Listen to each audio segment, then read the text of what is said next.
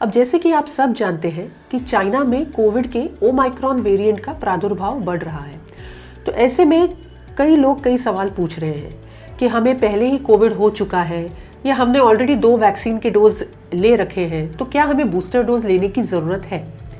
अब इस सवाल का जवाब देने से पहले हमें ये जानना चाहिए कि बेसिकली ये वैक्सीन होता क्या है और इसका रोल क्या होता है। नमस्ते, मैं डॉक्टर मेघना पांडे, कंसल्टेंट फिजिशियन और इंटेंसिविस्ट। आज हम बात करेंगे कोविड और कोविड के बूस्टर डोज की।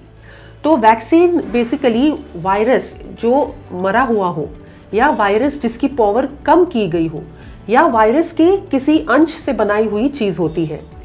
जब ये वैक्सीन किसी को दी जाती है तो उस आदमी में उस आदमी का इम्यून मैकेनिज्म, जो इम्यून सेल्स होते हैं, वो एक्टिवेट हो जाते हैं।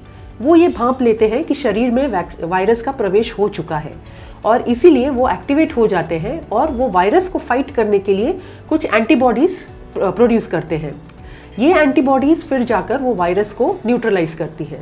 तो आगे चलकर वैक्सीनेशन के बाद अगर आपको कोई भी वायरस इन्फेक्शन होता है तो वो एंटीबॉडीज उस वायरस को नष्ट कर देती है और आपको इन्फेक्शन होता नहीं है। अब कोई भी वैक्सीन हो या अगर आपको कोविड भी हो चुका हो तो जो एंटीबॉडी लेवल्स शरीर में पैदा होते हैं वो धीरे धीरे करके घटते जाते हैं।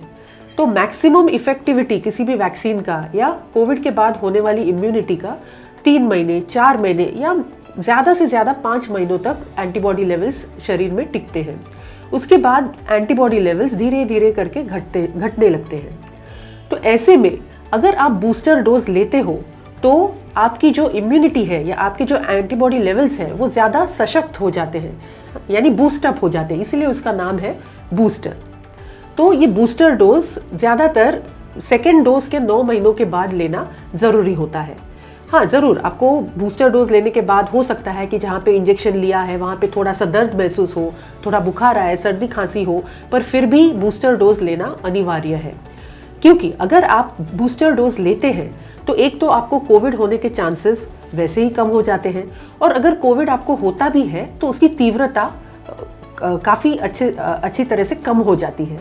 तो इसीलिए अगर आप चाहे आपने 2 डोज ले रखे हो, आपको कोविड भी हो चुका हो, फिर भी आप ज़रूर जाएं और अपना शेड्यूल्ड बूस्टर डोज ज़रूर लें। धन्यवाद। आपको इस टॉपिक पे और भी किसी जानकारी की ज़रूरत हो तो मुझे नीचे दिए गए नंबर पर व्हाट्सएप करें। Thank you.